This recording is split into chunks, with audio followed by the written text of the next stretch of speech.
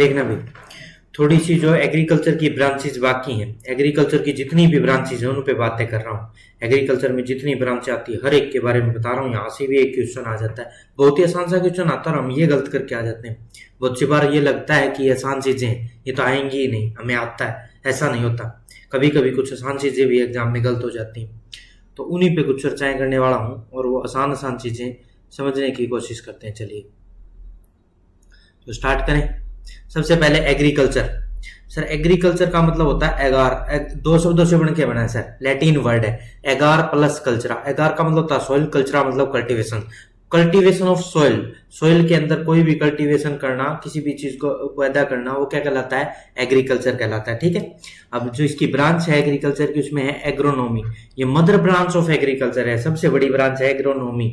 एग्रोज मतलब होता है फील्ड, नोमोज मतलब होता है मैनेजमेंट या मैनेज। फील्ड की मैनेजमेंट को क्या कहते हैं? Agronomy. Management of field is known as agronomy. कोई डाउट है यहां तक? Cultivation of soil is known as agriculture, management of field is known as agronomy. हो गया यहां तक क्लियर? आगे बढ़ते हैं। हॉर्टिकल्चर, हॉर्टस का मतलब होता है गार्डन और कल्चरा मतलब होता है ग्रोविंग। गार्डन का ग्रोविंग करना मतलब गार्डन में जो भी जैसे कि फ्रूट्स होते हैं, मेनली फ्रूट के लिए हॉर्टिकल्चर। फ्रूट या ऑर्नामेंटल फ्लावर या जितनी भी सारी चीजें हैं जिनको तुम गार्डनिंग में उगा सकते हो, उसको क्या कहते हैं? हॉर्टिकल्चर। वैसे इसमें मेनली फ्रूट्स के लिए मानी जाती है हॉर्टिकल्चर, फ्रूट की ब्रांच है। ठीक है। Next floriculture. फ्लोरो मतलब होता फ्लोरो, ये भी देखो यहाँ याद रखें। एग्रीकल्चर एक लैटिन वर्ड है, एग्रो और एक हॉर्टिकल्चर लैटिन वर्ड है, फ्लोरिकल्चर लैटिन है, बाकी जितने भी आएंगे सब ग्रीक आएंगे। एग्रोनॉमी एक ग्रीक वर्ड है। ठीक है। तो ऐसे याद रखना है कुछ कुछ, जैसे लैटिन है एग्रीकल्चर, एग्रोनॉमी ग्रीक है, हॉर्टिकल्चर लैटिन है, फ्लोरिकल्चर लैटिन है। बस ज्यादा जो पूछे जा रहा है वही बता रहा हूँ, बाकी एक्स्ट्रा मैं बातें भी नहीं कर रहा। तो बात करते हैं फ्लोरिकल्चर। फ्लोरस मतलब होता है फ्लावर और कल्चरा मतलब होता है कल्टीवेशन। फ्लावर की कल्टीवेशन को क्या कहते हैं? फ्लोरस मतलब क्या होता है? फ्लावर और cultivation. Cultivation of flower is known as floriculture या ऑर्नामेंटल प्लांट्स भी आ सकता है यहाँ पे। अब एपीकल्चर, एपी मतलब होता है जो मधुमक्खी होती है, मधुमक्खी, बी कीपिंग। एपीकल्चर का दूसरा नाम बी कीपिंग भी ले सकते हैं। Domestication of honey bee for honey and extra अलग प्रोडक्ट जितने भी होते हैं उनके लिए। डोमेस्टिकेशन ऑफ हनी बी का डोमेस्टिकेशन करना किसी भी हनी लाइक प्रोडक्ट के लिए। सेरिकल्चर, सिल्क वोम को पैदा करना सिल्क के लिए। Domestication of silk worm for silk is known as sericulture. Domestication of honey bee for honey is known as apiculture. Floriculture का मतलब होता है फ्लावर का कल्चर और हॉर्टिकल्चर का मतलब होता है फ्रूट्स के लिए। और एग्रोनॉमी होती है फील्ड की मैनेजमेंट। एग्रीकल्चर होती है सॉइल का कल्टीवेशन। समझ में? सेरिकल्चर मतलब सिल्क वोम को पैदा करना सिल्क के लिए। एपीकल्चर मतलब हनी बी को पैदा करना हनी के लिए, या बी कीपिंग भी कहते हैं एपीकल्चर को। पीसी कल्चर, पीसी मतलब होता है फिशेज, फिशेज की ब्रीडिंग और रेयरिंग करना। फिशेज की रेयरिंग और ब्रीडिंग करना उसके बेनिफिट के लिए, उसको बेचकर कुछ पैसा कमाने के लिए या फिर उसको खाने के लिए, उसको कहते हैं पीसी कल्चर। पीसी कल्चर में ओनली फिशेज को ब्रीड या रेयर किया जाता है। जबकि फिशरी होती है ना, फिशरी में जितने भी aquatic animal plus fishes, aquatic animal plus fishes कह रहा हूं मैं, प्लांट नहीं बोला मैंने। फिशरी देखो, पीसी कल्चर में सिर्फ फिशेज है। फिशरी में फिशेज के साथ एक्वाटिक एनिमल जैसे श्रिम्प हो गए, क्रैब्स हो गए, झींगे, केकड़े जो भी हैं, ये सारे किस में आते हैं? फिशेज के साथ खाए जाएं तो इनको फिशरी में माना जाता है। जबकि एक्वा कल्चर में जितने एक्वाटिक एनिमल है, फिशेज है, श्रिम्प्स है, केकड़े, झींगे, ऑयस्टर, ये तो है ही है, प्लस में एक्वाटिक प्लांट्स जैसे सिंगाड़ा बोया जाता है, ट्रापा जिसको कहते हैं, और लोटस प्लांट है जो कमल की खेती, वो भी कहाँ की जाती? पानी के अंदर।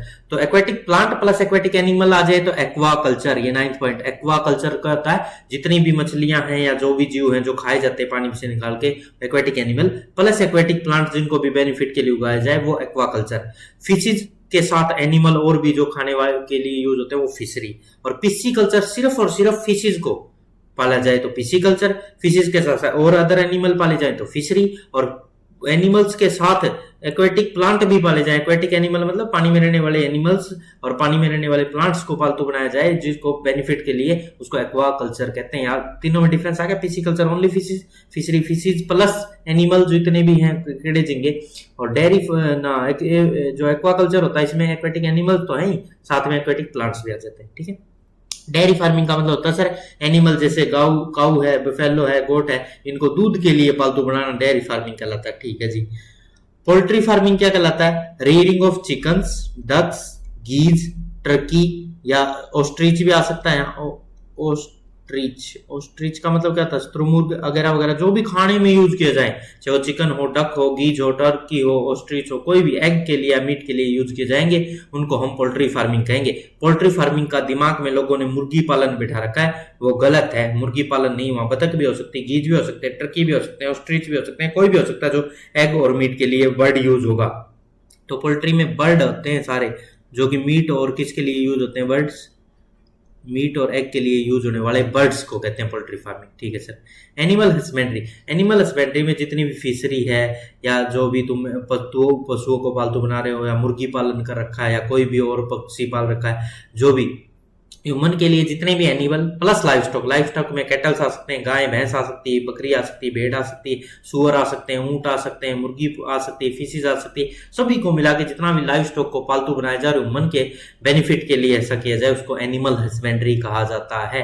समझ में आ गया। एनिमल हस्बेंड्री में जितने भी एनिमल उनको तो डोमेस्टिकेट करो ही करो, साथ में और पोल्ट्री फार्मिंग भी कर लो, फिशरी भी कर लो, पिगरी भी कर लो। पिगरी मतलब सुअर को पालन करते हैं। ठीक है, आगे ओलेरी कल्चर। ओलेरी मतलब होता है वेजिटेबल का cultivation of the vegetables. Vegetable को डोमेस्टिकेट करना या कल्टीवेट करना क्या कहता है ओलेरी कल्चर। विटी कल्चर का मतलब होता है सर ग्रेप्स को कल्टीवेट करना, ग्रेप्स की खेती करना। मेरी कल्चर होता है सर मेराइन ऑर्गेनिज्म, मेराइन में समुद्री पानी में रहने वाले ऑर्गेनिज्म को का यूज करना, उनको बेचना, पीरियर करना, क्या कहलाता है, मेरी कल्चर।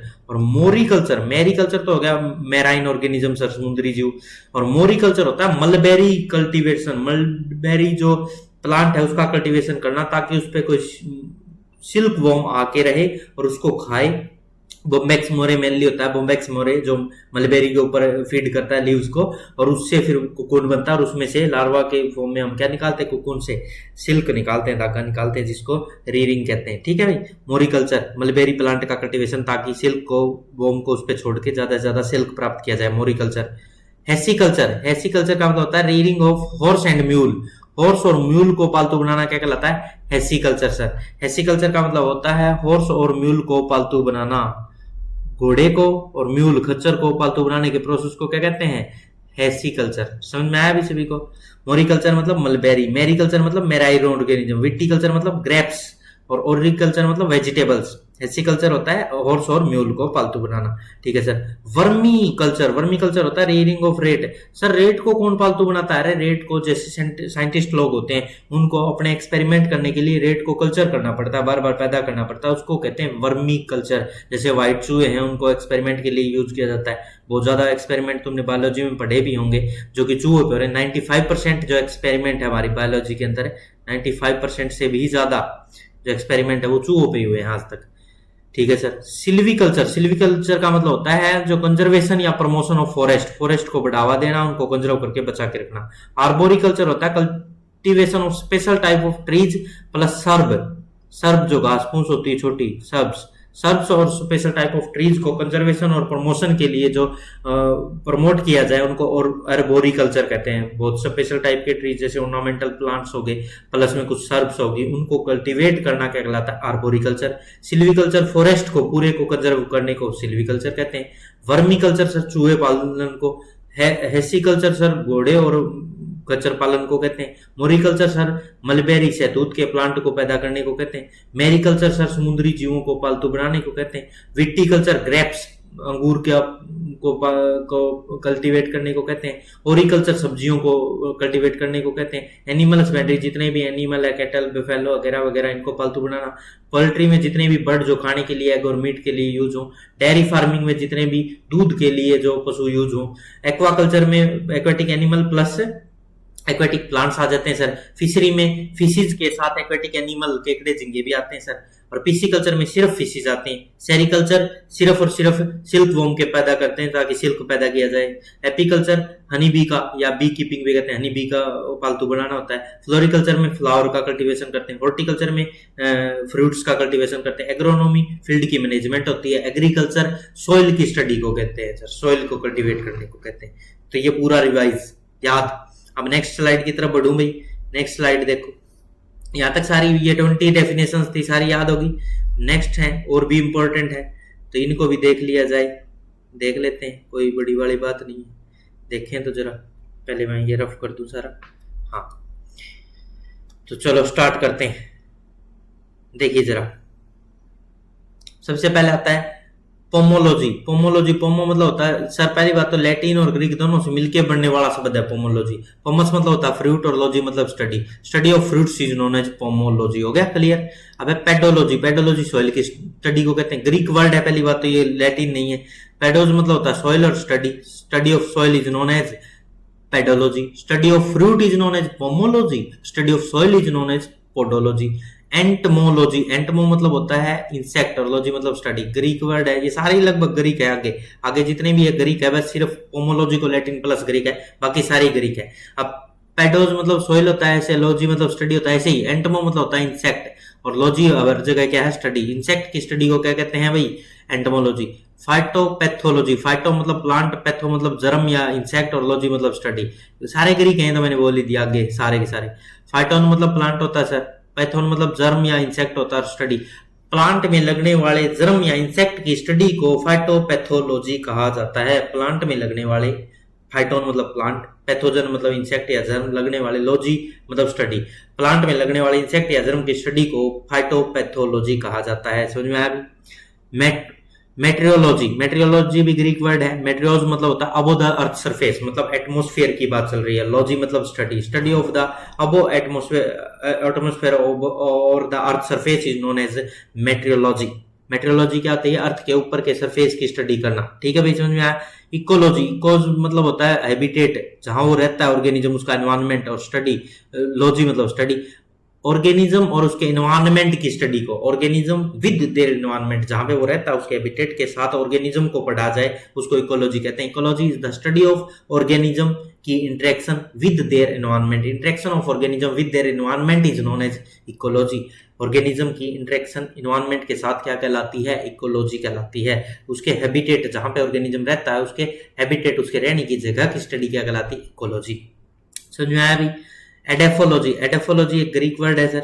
एडेफोलॉजी एक ग्रीक वर्ड है। एडेफोज मतलब भी सोइल होता है, स्टडी, सोइल की स्टडी। सर फिर जाओ, जो सेकंड नंबर पे पेडोलॉजी पढ़ा था और ये एडेफोलॉजी पढ़ा, इनमें अंतर क्या, फिर वो भी स्टडी ऑफ सॉइल ही है, ये भी स्टडी ऑफ सॉइल नहीं।